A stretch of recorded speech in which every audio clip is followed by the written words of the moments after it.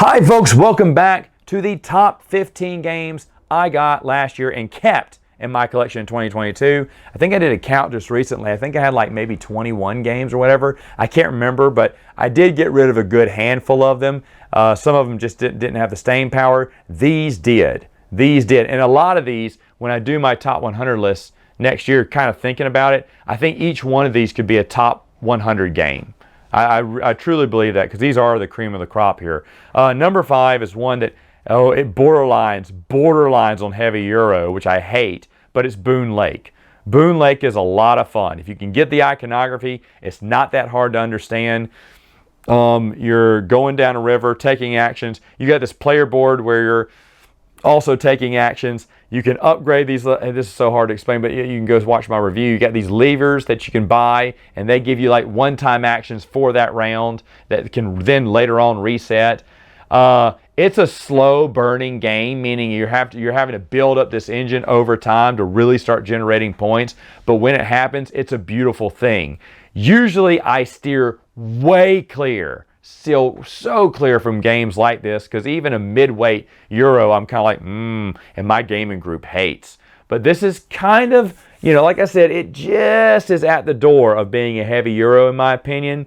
And even though it's a little overwhelming to teach and bring to the table, my gaming group has warmed up to it. They've enjoyed it, but it is a time hog, which is why it's number 5 here. It is going to take you about 2 to 3 hours to finish if you're playing with 4 players. But those are 2 to 3 really fun hours, so I'll say that. My number 4 is also from Gray Fox Games.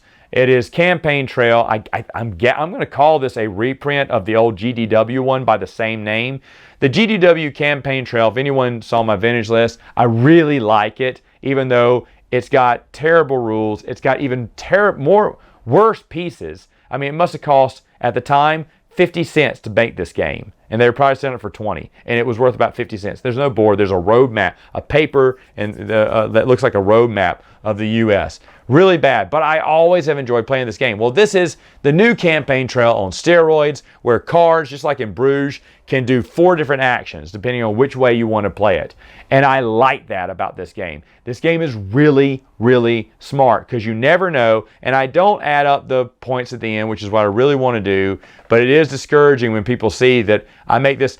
My strategy is to barely tie with a bunch of people, because you never take the state when you tie, only when you take over the current leader are you the leader during ties. And so I'll be slowly throwing people around in all these states tying, and then I start making monster move after monster move, and suddenly they're shedding 5 states here, another 7 states on my next turn. 4 more states went away from you. And then I just pull into the lead at the very end. It's a beautiful thing to watch all of my opponent's souls get crushed in this game.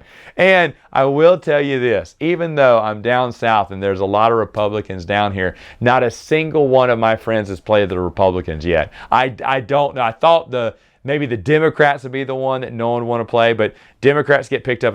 We've only played 3 players on this, 2 and 3 players.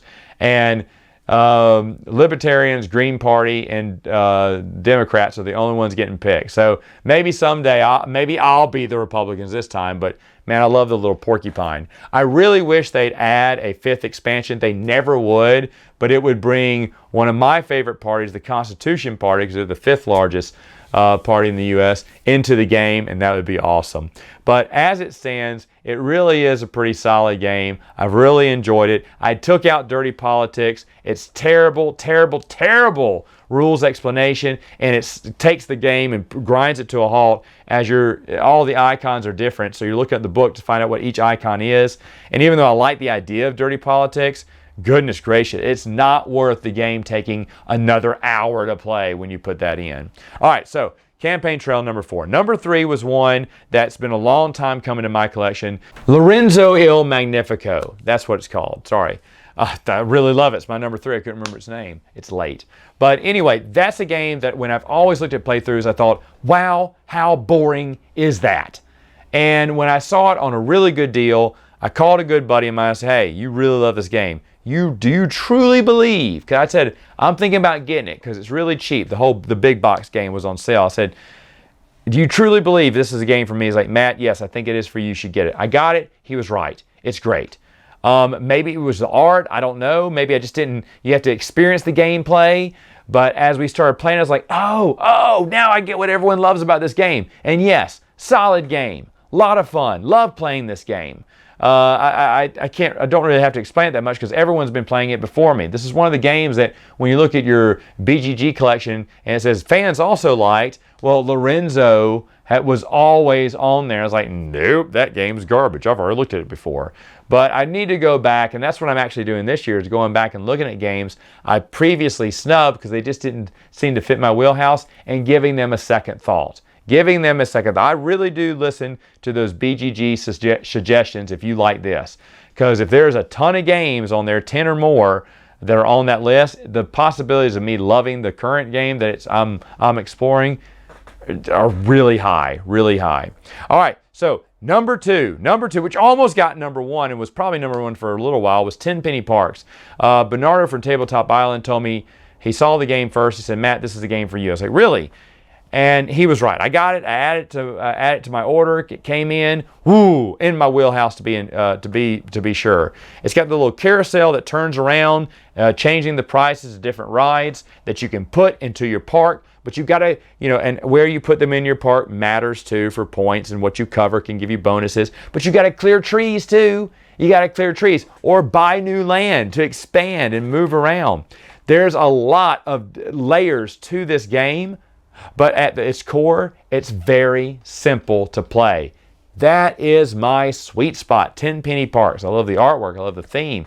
Everything about this. My gaming group has been hankering to play this again, and we will, I promise, but later. I've got a lot of games on my list here. But 10 Penny Parks is one that, like I said, I enjoyed. I already called it. I think when I did my review, I said, this has got to be a top 100 game. And I still believe that today. It is excellent. Need to check it out. But it does not beat my number one. My number one floored me because it is the Magnificent.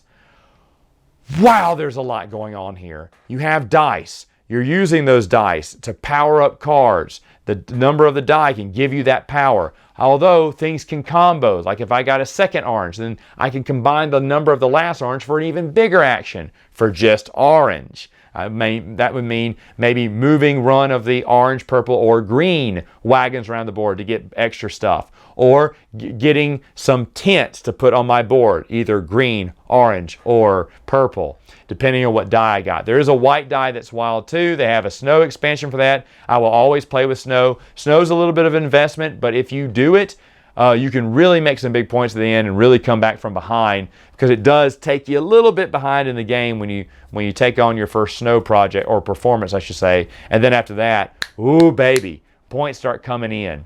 There's, like I said, again, you have these 4 cards, you're using them for their special ability, but at the end of the round, you're gonna have to cash in one of them for victory points. And sometimes you may not want to do that. You're like, no, I love having this power. I'll cash in that one for less victory points. I love it when the game throws you off and makes you care more about your engine you're building than winning the game.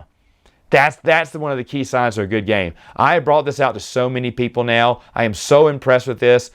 Honestly, I mean, we're talking top 100, the top 50 game probably. I don't know. It's really high on my list right now. It's really high on my radar. It blows me away because the artwork's really strange and weird, and I don't really get it. I don't really get the magic theme, but I don't need to because there's so many wheels going on in this game and so many challenges. It makes for a delightful play. And of all these, I can definitely recommend the Magnificent. All right, folks, there it is. The best games that stayed in my collection for 2022. All right, I will see you next time with more board game videos.